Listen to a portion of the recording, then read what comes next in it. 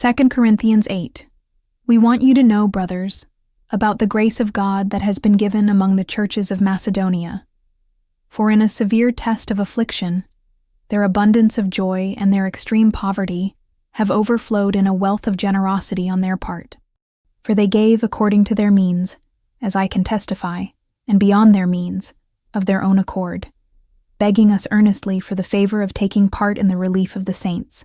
And this, not as we expected, but they gave themselves first to the Lord, and then by the will of God to us. Accordingly, we urged Titus that as he had started, so he should complete among you this act of grace.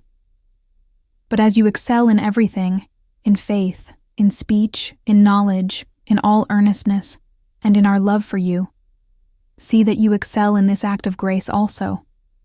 I say this not as a command, but to prove by the earnestness of others that your love also is genuine. For you know the grace of our Lord Jesus Christ, that though he was rich, yet for your sake he became poor, so that you by his poverty might become rich. And in this matter I give my judgment.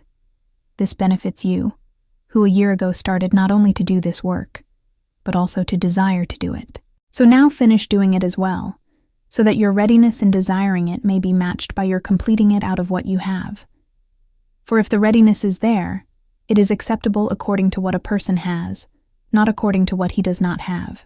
For I do not mean that others should be eased and you burdened, but that as a matter of fairness, your abundance at the present time should supply their need, so that their abundance may supply your need, that there may be fairness.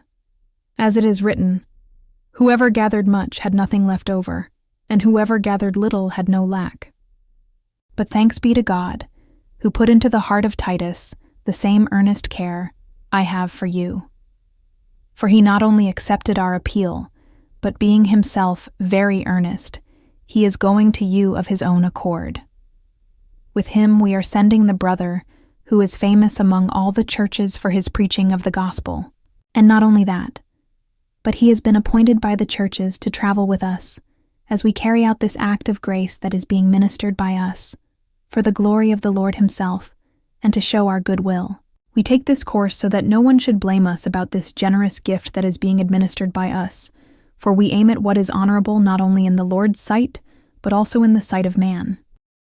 And with them we are sending our brother, whom we have often tested, and found earnest in many matters, but who is now more earnest than ever, because of his great confidence in you.